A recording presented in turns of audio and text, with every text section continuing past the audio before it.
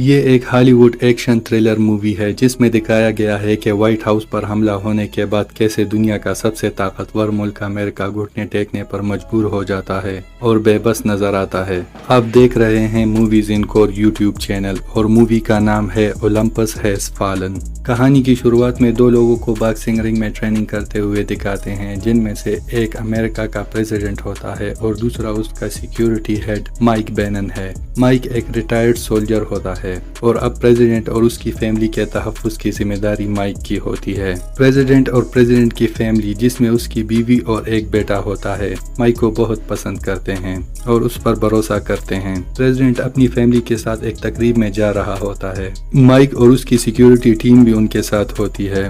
रास्ते में शदीद बर्फबारी हो रही होती है। अचानक प्रेसिडेंट की गाड़ी से कुछ टकराता है और सड़क पर बर्फ होने की वजह से ड्राइवर के कंट्रोल से गाड़ी निकल जाती है। क्योंकि वो एक पुल क्रॉस कर रहे होते हैं, प्रेसिडेंट की गाड़ी पुल से नीचे गिरने लगती है। माइक और उसकी टीम उनको बचाने के लिए उन तक पहुंच जाते हैं। माइक प्रेसिडेंट और उसकी बीवी को बचाने की कोशिश करता है, लेकिन खातून अव्वल का सेफ्टी बेल्ट जाम हो जाता है और माइक जैसे ही प्रेसिडेंट को गाड़ी से बाहर निकालता है, गाड़ी नीचे खाई में गिर जाती है और प्रेसिडेंट की बीवी मर जाती है। प्रेसिडेंट माइक को अपनी सिक्योरिटी के पोस्ट से हटा देता है। वो माइक को अपनी अहलिया की मौत का जिम्मेदार नहीं समझता, लेकिन माइक को देखने से उसे वो सानिहा याद आ जाता है। फिर हमें 18 माह बाद का मंजर दिखाते हैं। माइक की ड्यूटी व्हाइट हाउस के करीब ही एक दफ्तर में होती है। अमेरिकन सदर की रिहाइश गाह को व्हाइट हाउस कहते हैं। उस दिन शुमाली कोरिया और जनूबी कोरिया के वफद प्रेसिडेंट से मिलने व्हाइट हाउस आ रहे होते हैं ताकि अमेरिकन प्रेसिडेंट दोनों ममालिक के दरमियान कशीदगी कम करने में अपना किरदार अदा कर सकें। दोनों ममालिक के वफद व्हाइट हाउस पहुंच जाते हैं। जैसे ही बातचीत का आगाज होता है, एक फौजी जहाज को दिखाते हैं जो व्हाइट हाउस की तरफ आ रहा होता है। उसे रोकने के लिए अमेरिकन फिजाइया के दो जहाज उस तक पहुंचते हैं और उसे अपनी शनाख्त कराने का कहते हैं, लेकिन वो अचानक उन पर फायरिंग करके दोनों को तबाह कर देता है, क्योंकि वो एक कोरियन दहशतगर्द तंजीम का जहाज होता है और जहाज शहर की तरफ बढ़ने लगता है। प्रेसिडेंट के मुहाफिज उनके तहफ्फुज़ के लिए प्रेसिडेंट और सारे आए हुए मेहमानों को व्हाइट हाउस में बने एक बंकर में ले जाते हैं, जिसे दुनिया की सबसे महफूज जगह समझा जाता है।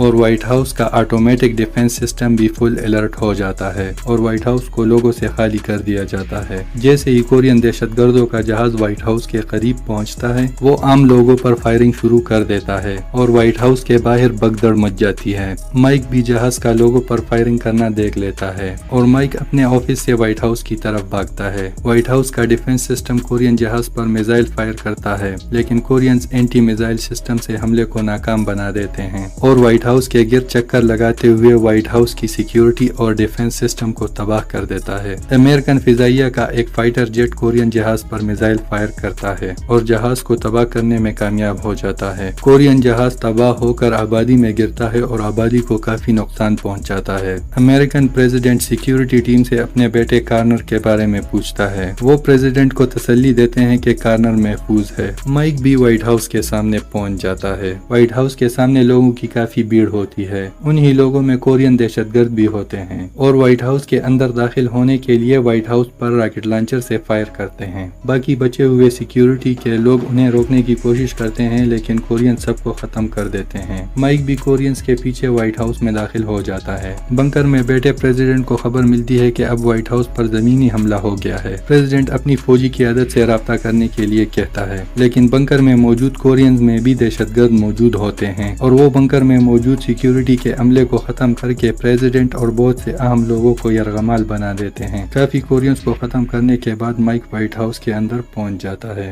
अंदर हर तरफ लोगों की लाशें पड़ी होती हैं। बाहर अमेरिकन सोल्जर्स पूरे व्हाइट हाउस को घेरे में ले लेते हैं, क्योंकि कोरियंस व्हाइट हाउस पर कंट्रोल हासिल कर चुके होते हैं। व्हाइट हाउस के बाहर तमाम बड़े ओहदेदारान पेंटागन में मौजूद होते हैं और मौजूदा सूरत हाल से निकलने के लिए बातचीत कर रहे होते हैं कि अचानक उनके सामने की स्क्रीन पर जनूबी कोरिया के सदर का चेहरा नजर आता है और फिर बंकर में मौजूद टेररिस्ट सबके सामने उसे गोली मार देता है और फिर अमेरिकन प्रेसिडेंट को उनके सामने लाता है और उन्हें कहता है कि बाहर आई हुई फोर्सेस को अंदर हमला करने से रोक लो, वरना अगली बारी तुम्हारी प्रेसिडेंट की है। आर्मी चीफ मजबूरन उसकी बात मानकर हमला रोक देता करता है। कोरियंस व्हाइट हाउस से अमेरिका का झंडा उतार कर फेंक देते हैं। माइक एक कोरियन पर हमला करके खत्म कर देता है और व्हाइट हाउस में लगे सारे सिक्योरिटी कैमरों को बंद कर देता है ताकि कोरियंस उसको न देख सकें। बंकर में मौजूद कोरियन अमेरिकन प्रेसिडेंट से एटमी हथियार का कोड मांगता है, लेकिन वो कोड बताने से इनकार कर देता है और कोरियन अपने लोगों को प्रेसिडेंट के बेटे को ढूंढ कर लाने के लिए कहता है। फिर हम देखते हैं कि स्पीकर असेंबली भी पेंटागन पहुंच जाते हैं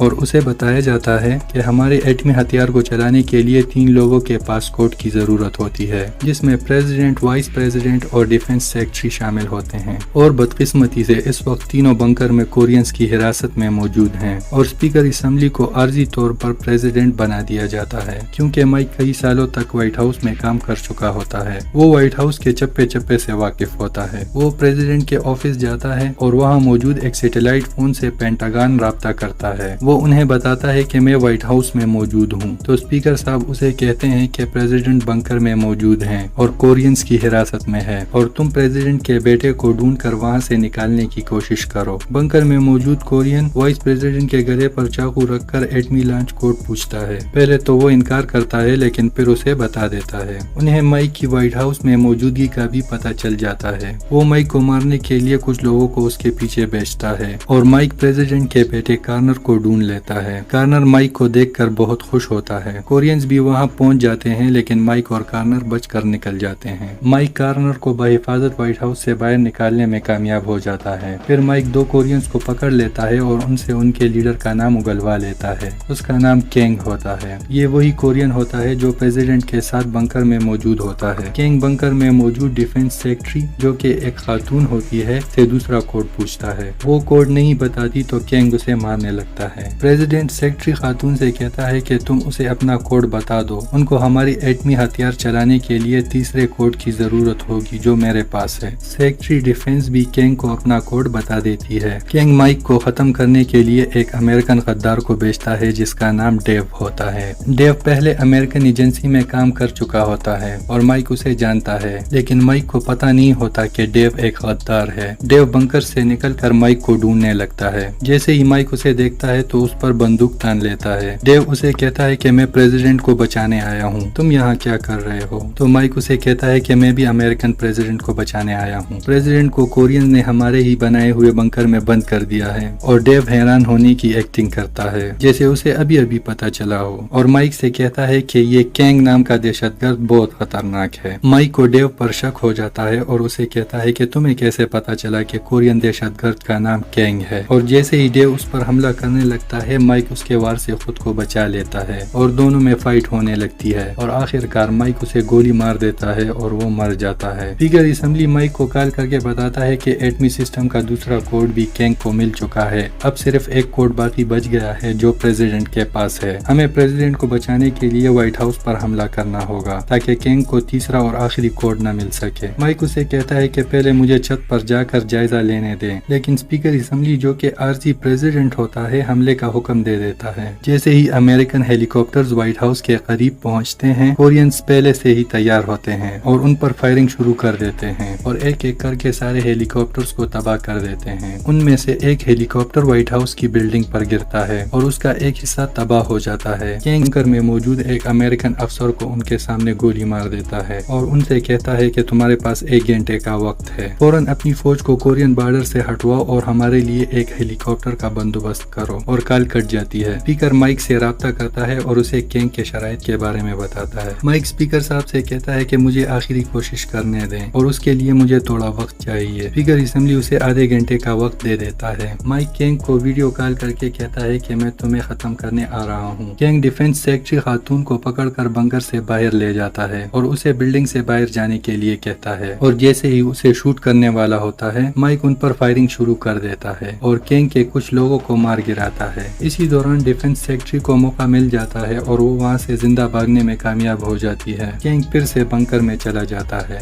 अमेरिकन स्पीकर अपनी फौज को जनूबी कोरिया से वापस बुलाने का हुक्म भी दे देता है। केंग की साथी उसे अमेरिकन बहरी बेड़े के कोरिया से वापसी की खबर देती है। केंग और उसके साथी सारे कैदियों को काले कपड़े पहना देते हैं और उनके चेहरे निकाब में छुपा देते हैं और खुद भी उनके जैसे कपड़े पहनकर अपने चेहरे भी छुपा देते हैं ताकि कोई उनमें और कैदियों में फर्क न कर सके। केंग के दूसरी शर्त के मुताबिक एक हेलीकॉप्टर بھی انہیں لینے آ جاتا ہے۔ کیونکہ باہر بیٹھے امریکن فورسز ان میں اور اپنے لوگوں میں فرق نہیں کر سکتے، وہ ہیلی کاپٹر تک بآسانی پہنچ جاتے ہیں، اور جیسے ہی ہیلی کاپٹر اوپر جاتا ہے ہیلی کاپٹر ایک دھماکے سے تباہ ہو جاتا ہے اور اس میں موجود سب لوگ مر جاتے ہیں۔ سب سمجھتے ہیں کہ امریکن پریزیڈنٹ بھی ان کے ساتھ مر گیا ہے۔ مائک سپیکر سے کہتا ہے کہ مجھے ایسا لگتا ہے کہ کنگ اور امریکن پریزیڈنٹ ابھی بھی بنکر میں موجود ہیں، کیونکہ کنگ اتنی آسانی سے خود کو ختم کرنے والے لوگوں میں سے نہیں ہے۔ مائک صحیح کہہ رہا ہوتا ہے۔ کنگ ایٹمی سسٹم کا تیسرا کوڈ بھی حاصل کر لیتا ہے اور امریکہ کے سارے ایٹمی ہتھیار کو ایکٹیو کر دیتا ہے۔ پریزیڈنٹ اسے کہتا ہے کہ تم ایک بھی میزائل لانچ نہیں کر سکتے کیونکہ میزائلز کا کنٹرول آرمی کے پاس ہے۔ تو کنگ جواب دیتا ہے کہ میں کسی بھی ایٹمی ہتھیار کو لانچ نہیں کرنا چاہتا، بلکہ انہیں وہی پر تباہ کرنا چاہتا ہوں، اور ایسا کرنے سے لاکھوں امریکن اپنے ہی بنائے ہوئے ہتھیار سے مر جائیں گے۔ وہ ایٹمی ہتھیاروں کو تباہ ہونے کے لیے 5 منٹ کا وقت دیتا ہے اور پریزیڈنٹ کو لے کر دوسرے راستے وہاں سے نکلنے لگتا ہے، لیکن مائک وہاں پہنچ جاتا ہے اور کنگ کے ساتھیوں کو مار دیتا ہے۔ پریزیڈنٹ بھی کنگ پر حملہ کر دیتا ہے اور کنگ سے پستول چھیننے کی کوشش میں اسے گولی لگ جاتی ہے۔ مائک پریزیڈنٹ کو بچانے کے لیے کنگ پر حملہ کرتا ہے اور دونوں میں کافی فائٹ ہوتی ہے اور آخرکار مائک کنگ کو مار دیتا ہے۔ مائک پریزیڈنٹ کے پاس آتا ہے اور انہیں کہتا ہے کہ فکر نہ کریں، آپ ٹھیک ہو جائیں گے۔ پریزیڈنٹ اسے کہتے ہیں کہ میری فکر چھوڑو، ایٹمی ہتھیار کو تباہ ہونے سے پہلے بند کرنا ہوگا۔ مائک سپیکر سے رابطہ کرتا ہے اور انہیں کہتا ہے کہ پریزیڈنٹ صاحب زندہ ہیں، مجھے ایٹمی ہتھیار کو بند کرنے کا ڈی ایکٹیویشن کوڈ بتاؤ۔ وہ لوگ جلدی سے اسے کوڈ بتاتے ہیں اور مائک کوڈ انٹر کر دیتا ہے اور ایٹمی ہتھیار ڈی ایکٹیویٹ ہو جاتے ہیں۔ سب بہت خوش ہوتے ہیں اور مائک زخمی پریزیڈنٹ کو وائٹ ہاؤس سے باہر لے آتا ہے۔ پینٹاگن میں موجود سب لوگ مائک کی بہادری کے لیے تالیاں بجاتے ہیں اور مووی یہیں ختم ہو جاتی ہے۔ ویڈیو پوری دیکھنے کا بہت بہت شکریہ، اور آپ کو کہانی کیسی لگی کمنٹ میں ضرور بتائیے گا، اور چینل کو سبسکرائب کرنا نہ بھولیں اور ساتھ ہی گھنٹی کے نشان کو بھی پریس کر دیں تاکہ ہمارے آنے والی ہر نئی ویڈیو کی نوٹیفیکیشن آپ تک پہنچ سکے۔